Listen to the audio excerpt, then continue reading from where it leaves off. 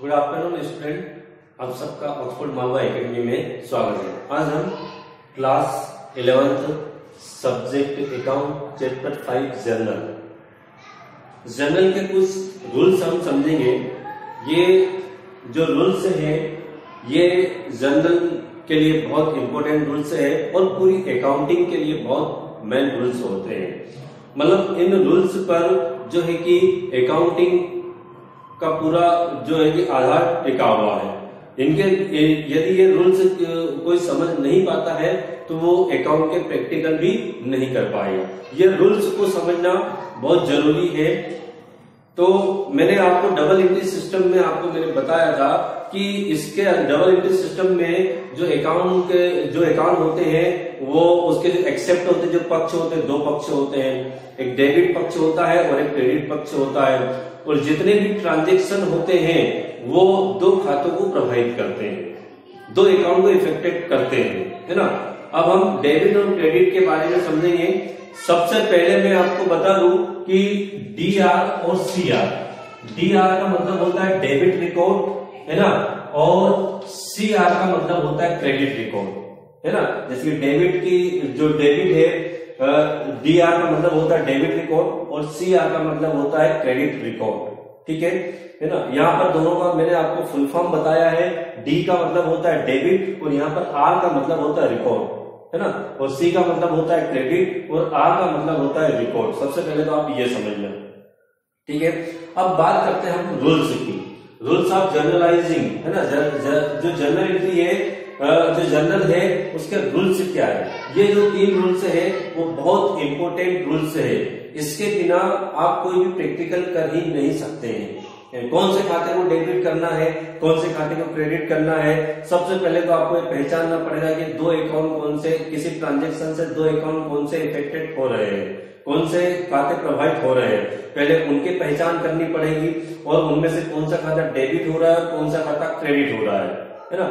इन rules के बारे में समझेंगे हम, है ना। सबसे पहले इसके अंदर 3 खाते होते हैं।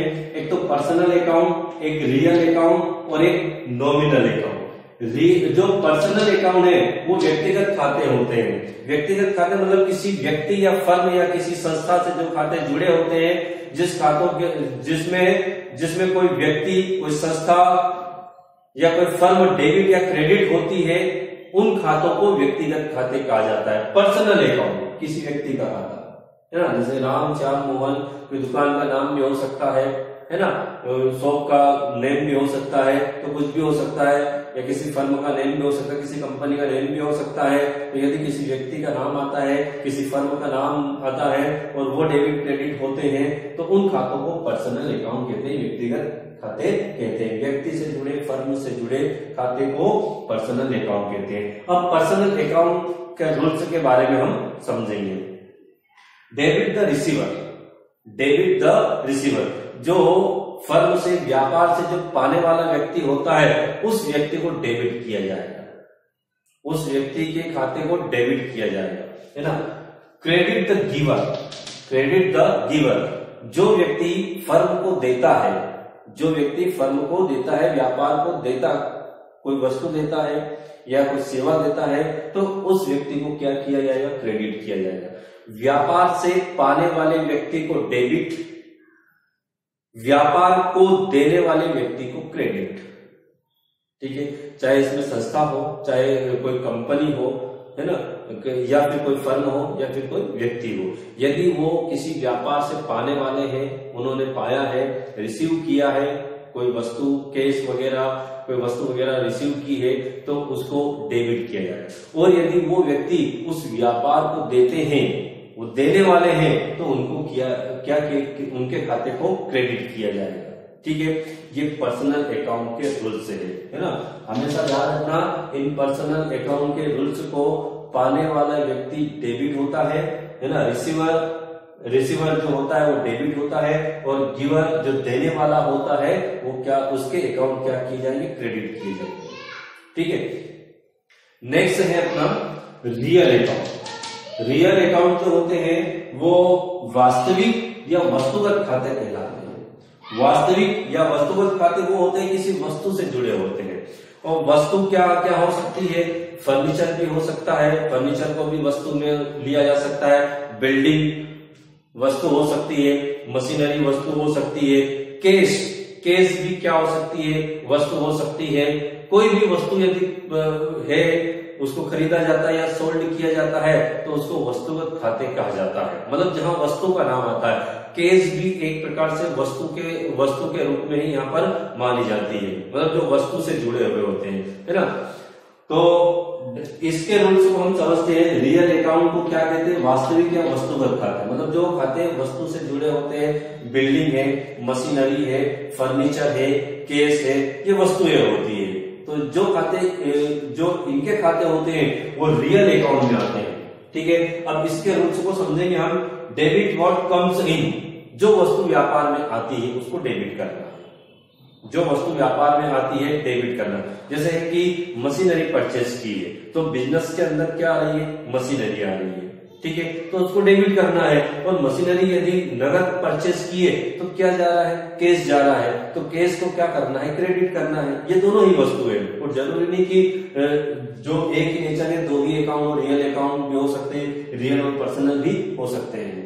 तो डेबिट व्हाट्स कम इन, मतलब जो वस्तु व्यापार में आती है उसको डेबिट करना है ना। क्रेडिट व्हाट्स गोज आउट, है ना, मतलब जो वस्तु व्यापार से जाती है, जो वस्तु व्यापार से जाती है उसको क्या करना, क्रेडिट करना है। जैसे कि मैंने अभी आपको एक एग्जांपल बताया, मशीनरी खरीदी या फर्नीचर खरीदा, मशीनरी खरीदी तो बिजनेस के अंदर क्या आ रही है, मशीनरी आ रही है, तो उसको डेबिट करना। जो वस्तु व्यापार में आ रही है उसको डेबिट करना है। उसको खरीदने के लिए हमने क्या दिया, पेमेंट दिया, तो कैश जा रहा है, तो उसको क्या करना, क्रेडिट करना है। तो उस खाते को क्या करना है, क्रेडिट करना है। जो वस्तु व्यापार में आती है उसको डेबिट करना है, जो वस्तु व्यापार से जाती है उसको क्रेडिट करना है। वस्तु मीन्स मशीनरी हो सकती है, बिल्डिंग हो सकती है, फर्नीचर हो सकता है ना। और उसके बाद कैश भी एक प्रकार से क्या मानी जाती है, वस्तु मानी जाती है, तो ये वस्तुएं होती है, ठीक है। ये दोनों के रूल्स आपने समझ लिए।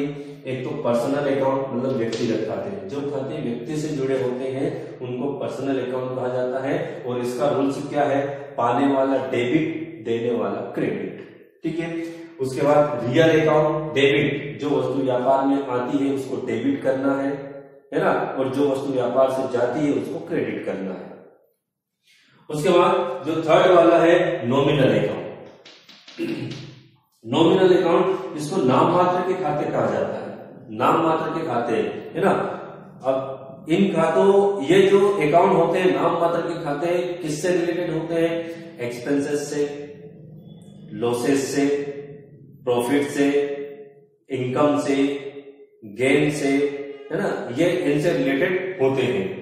तो इसके रूल्स को आप समझना। सबके डेबिट क्रेडिट करने के अलग अलग रूल्स हैं। यहाँ पर पर्सनल अकाउंट के अलग रूल्स मैंने आपको बताया कि कौन डेबिट होगा और कौन क्रेडिट होगा।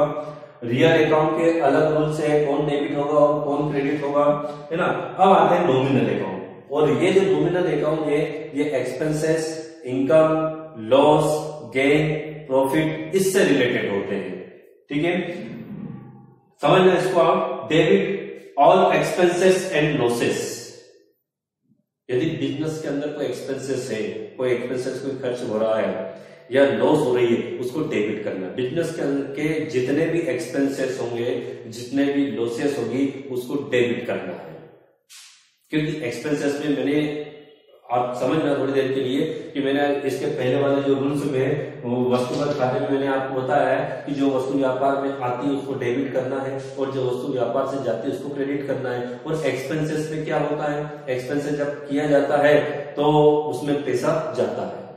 जैसे कि किसी कर्मचारी को मजदूरी दी, वेजेस का भुगतान किया, तो पेमेंट गया, तो जाने वाली वस्तु को हम क्या करेंगे, क्रेडिट करेंगे। इसलिए एक्सपेंसेस को डेबिट किया जाता है। एक्सपेंसेस में हमेशा पेमेंट क्या होता है, जाता है। जो कैश है वो अपने पास से जाता है, चाहे वो सैलरी का भुगतान किया हो, इलेक्ट्रिक बिल का भुगतान किया हो, फ्रेट किसी भाड़े का भुगतान किया हो, है ना, वेजेस मजदूरी का भुगतान किया हो, या कोई भी कार्टेज वगैरह भाड़ा वगैरह दिया हो, तो किसी बिल का पेमेंट किया हो तो पेमेंट जाता है ना। तो जो कैश जा रहा है उसको तो क्रेडिट करेंगे, लेकिन जो एक्सपेंसेस है उसको डेबिट करेंगे। एक्सपेंसेस और लॉसेस को डेबिट किया जाएगा, है ना, याद रखना, ठीक है। Credited all income and gains, credited all income and gains, मतलब जो प्रॉफिट है या गेन्स है, लाभ है ना, और जो इनकम है उसको क्रेडिट किया जाएगा, उसको क्रेडिट करेंगे, है ना। क्यों करेंगे क्रेडिट? क्योंकि इसके अंदर क्या कोई इनकम हो, जैसे कि किराया मिला या कमीशन मिला, रिसीव हुआ, कमीशन रिसीव हुआ, ठीक, कमीशन से इनकम हुई, तो उस इनकम को तो क्रेडिट करेंगे, लेकिन उससे मिला क्या अपने को पैसा, तो उसको अपन क्या करेंगे, डेबिट करेंगे, उस क्योंकि वस्तु आ रही है। अभी मैंने इसके पहले वाले रूल्स में मैंने आपको बताया कि जो वस्तु व्यापार में आती है उसको क्या करेंगे, डेबिट करेंगे, और जो वस्तु व्यापार से जा रही है उसको क्या करेंगे, क्रेडिट करेंगे। तो इनकम में कैश आ रहा है तो उस केस को तो डेबिट कर देंगे, केस अकाउंट को डेबिट कर देंगे, और जितनी भी जिससे भी इनकम हो रही है उसको क्रेडिट करेंगे, उसको क्या करेंगे, क्रेडिट करेंगे। तो credited all income and gains, जितने भी गेन्स है, जितने भी इनकम है उसको क्रेडिट करेंगे, है ना। और जितने भी एक्सपेंसेस है और लॉसेस है उसको क्या किए, उनके खाते को क्या किया जाएगा, डेबिट किया जाएगा। तो ये चीज याद रखना, ये रूल्स बहुत इंपॉर्टेंट रूल्स है।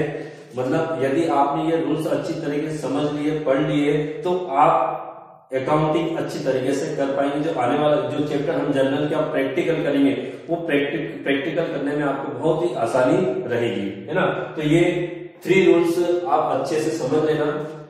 पर्सनल अकाउंट मतलब ये व्यक्ति से संबंधित होते हैं, जो व्यक्ति व्यापार से पाता है, रिसीवर है, पाने वाले व्यक्ति को क्या करेंगे, डेबिट करेंगे, और देने वाले व्यक्ति को क्या करेंगे, क्रेडिट करेंगे, है ना। जो वस्तु व्यापार में आती है उसको डेबिट करेंगे, जो वस्तु व्यापार से जाती है उसको क्या करेंगे, क्रेडिट करेंगे, है ना। क्रेडिटेड व्हाट्स गोस आउट, मतलब जाने वाली वस्तु को क्रेडिट करेंगे। जितने भी एक्सपेंसेस है, ऑल एक्सपेंसेस, और जितनी भी लॉसेस होती है उसको क्या किया जाएगा, डेबिट किया जाएगा, है ना। उसका रिकॉर्ड डेबिट रिकॉर्ड में रखा जाएगा। और जितनी भी इनकम है, गेन्स है, उनको क्या किया जाएगा, credit. All expenses and losses debit, all income and gains credit. इसमें प्रॉफिट भी है, ठीक है। इसमें क्या है, इनकम के अंदर क्या जाएगा, प्रॉफिट, प्रॉफिट भी क्या होगा, क्रेडिट होगा, प्रॉफिट भी क्या किया जाएगा, क्रेडिट किया जाएगा। तो रूल्स अच्छे से आप समझ लें, ठीक है। Okay, thank you.